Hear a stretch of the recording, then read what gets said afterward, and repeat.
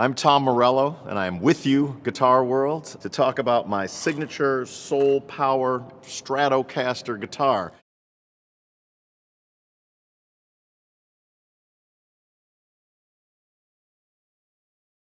The Stratocaster guitar, this is one of the signature models. The original Stratocaster guitar is actually did a long stint at the Metropolitan Museum of Art and currently resides at the Rock and Roll Hall of Fame, which is so fucking trippy for someone, who had, Led Zeppelin and Kiss posters on the wall, that guitar now is in the company of, Jimmy Page guitars and Keith Richards guitars and Eddie Van Halen guitars. There is no crystal ball. It's not a dream come true. There was no crystal ball that ever contained such a dream. And the fact that especially this guitar, which was, the main sonic presence of my Audioslave life and my relationship musically and friendship-wise with Chris Cornell, that is the guitar that is sort of, making the rounds of those crazy museums, is something that is very meaningful to me.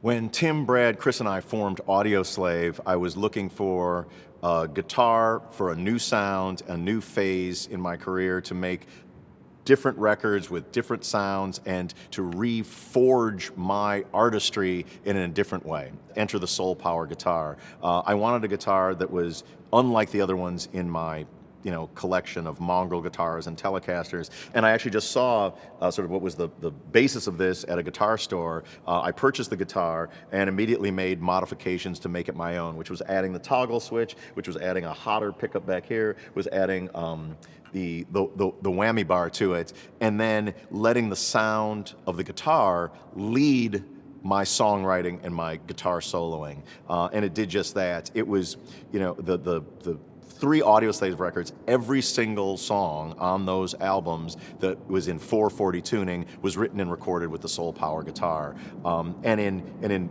crafting this guitar for Fender, I wanted to make it exactly like that guitar. Like, I didn't want it to be an approximation. I didn't want it to be a guitar that looks like it. And frankly, I've been really pissed off because there's a lot of like imitation online Soul Power guitars that people think that they're buying, like a Tom Morello sanctioned guitar that's actually a piece of crap. This is real. This is it's my guitar, from the toggle switch to the kind of pickups to, every configuration.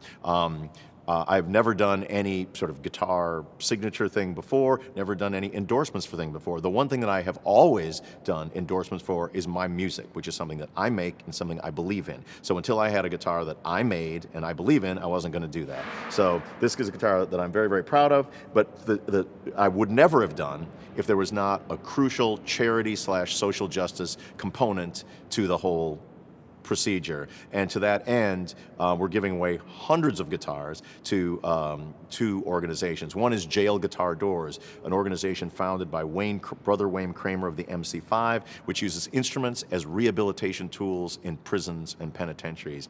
The other is with the devastation of school music programs, public school music programs, especially in impoverished neighborhoods. We're going to give away hundreds of guitars to local youth organizations and schools to help light the flame in the same way that for me, when I got a guitar, it changed my entire way of looking at the world. It was a way to express myself. It was an instrument not just to play music, but an instrument of liberation, and to provide that opportunity for kids that would otherwise have no chance to ever have their hands on 6 strings. They'll have some soul power in there, both in the classroom and hopefully a little bit in their souls.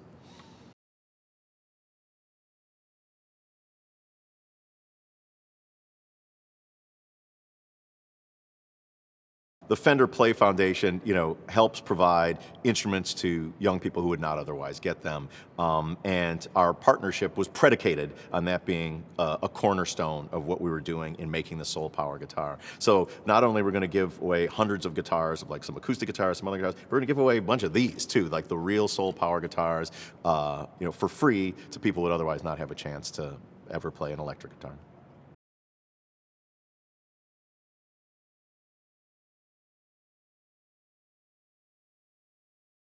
Yeah, I'm always thinking about what the next guitar might be, but inspiration has to strike in the same way it did with the sort of the perfect storm of Audioslave's foundation, me finding this guitar, and the unique and particular sonics that this divining rod of kind of musical both sort of beauty and terror provided. I'm always looking for the next one. I haven't quite found it yet.